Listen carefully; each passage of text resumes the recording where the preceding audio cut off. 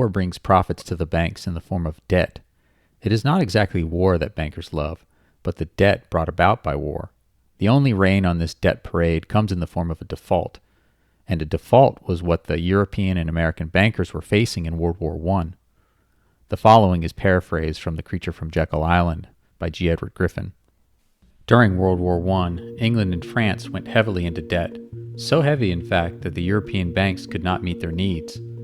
The Allies turned to America and the House of Morgan, in partnership with the Rothschild European banking dynasty, to act as sales agents for their bonds. The majority of the bond money raised for the Allies was quickly returned to purchase war materials brokered by the House of Morgan. The House of Morgan made money coming and going, a commission when a bond was sold, and another commission when the money was used to purchase war materials. Many of the companies producing the war materials were either owned outright by Morgan holding companies or within their banking sphere of control.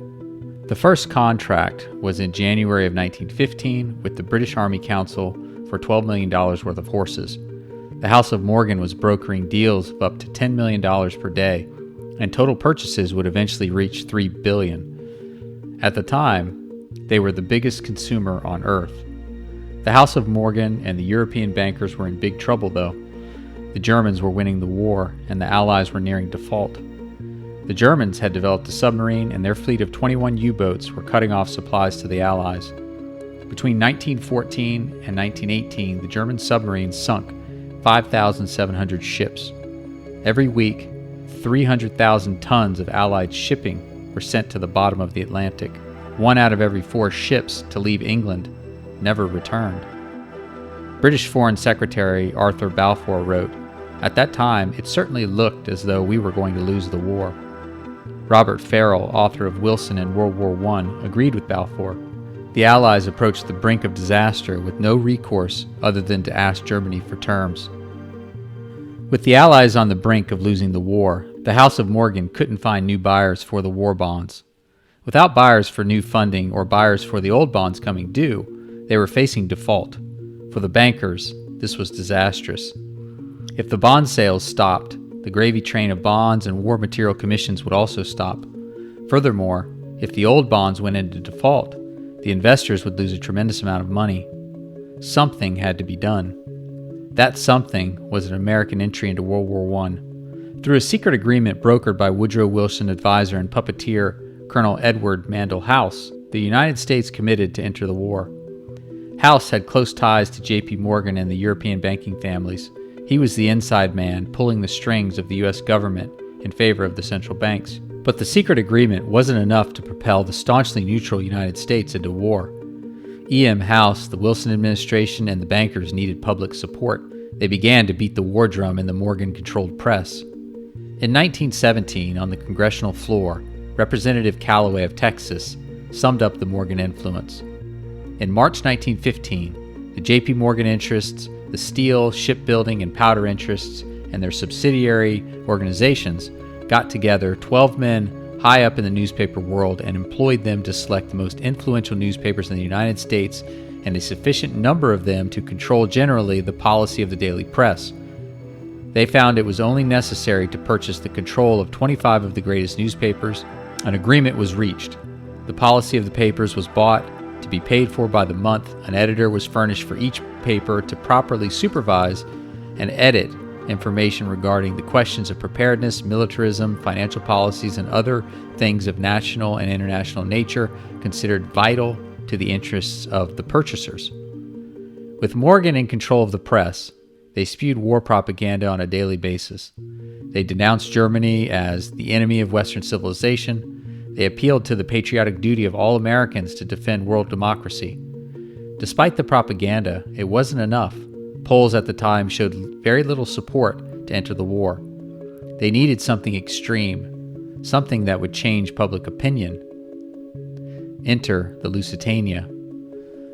The Lusitania was a British passenger ship that often steamed between New York and Liverpool.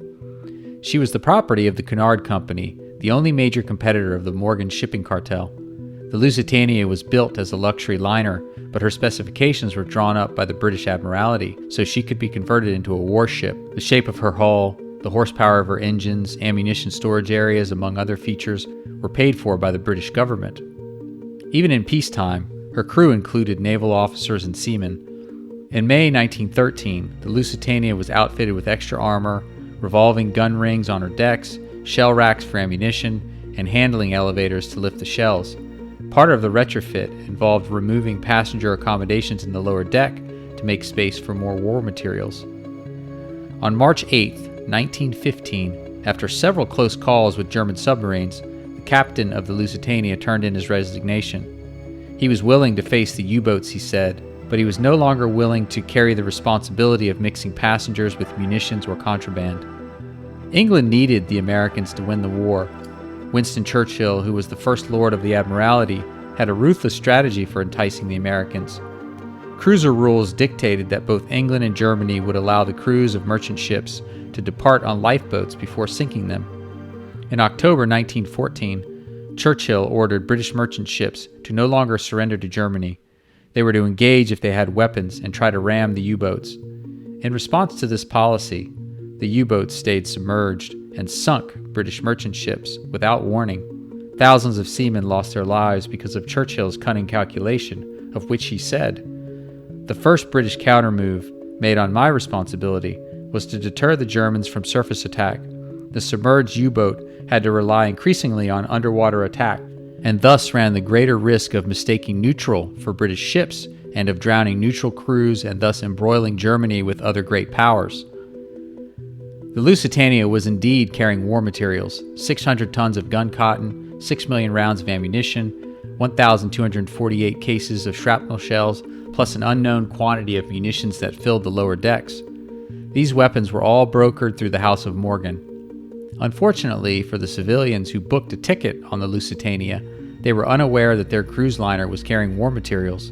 The German embassy, on the other hand, was well aware of the munitions loaded on the Lusitania.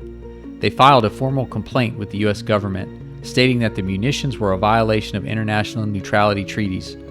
The Wilson administration denied any knowledge of the munitions. The Germans tried to warn the American public by purchasing week-long ads in 50 newspapers the week before the Lusitania was set to sail. The U.S. State Department intervened, ensuring that the ads were never run. One ad did slip through the propaganda model and was printed in the Des Moines Register. The ad was placed in the travel section next to an advertisement and departure schedule for the Lusitania.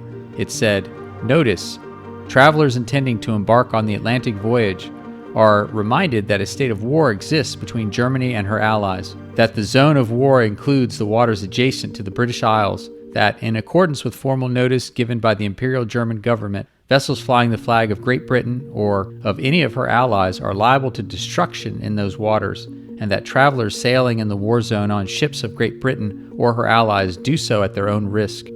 Imperial German Embassy, Washington, D.C., April 22, 1915. The Lusitania left New York on May 1, 1915, with orders to meet the Juno, a British destroyer off the coast of Ireland, for protection as the cruise liner entered U-boat-infested waters. When the Lusitania arrived at the meeting point, the Juno was not there. The captain of the Lusitania thought they had missed each other in the fog. The truth was that the Juno had been called from the area, and the captain of the Lusitania was not informed. To add insult to injury, the Lusitania was ordered to cut back on coal usage, not because of a shortage, but to save money. The Lusitania slowly steamed into U-boat-patrolled waters without an escort. One of the officers present in the High Command map room on that fateful day was Commander Joseph Kenworthy, who previously had been called upon by Churchill to submit a paper on what would be the political results of an ocean liner being sunk with American passengers aboard. He left the room in disgust at the cynicism of his superiors. In 1927, in his book, The Freedom of the Seas, he wrote without further comment, "The Lusitania was sent at considerably reduced speed into an area where a U-boat was known to be waiting and her escorts withdrawn." The German submarine U-20 fired a single torpedo into the Lusitania that struck her starboard side.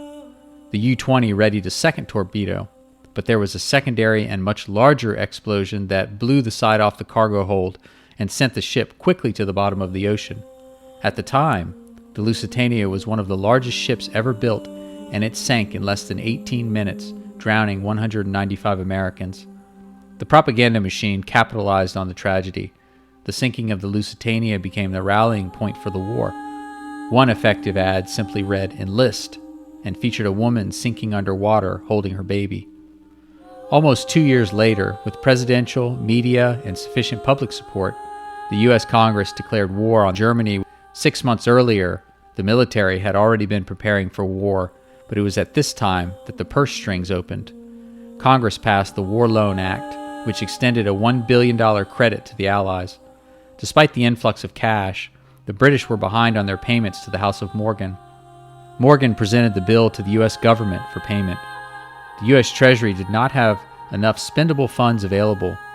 This problem was solved with the help from Benjamin Strong of the Federal Reserve. They simply printed the money out of thin air and paid Morgan quietly in installments.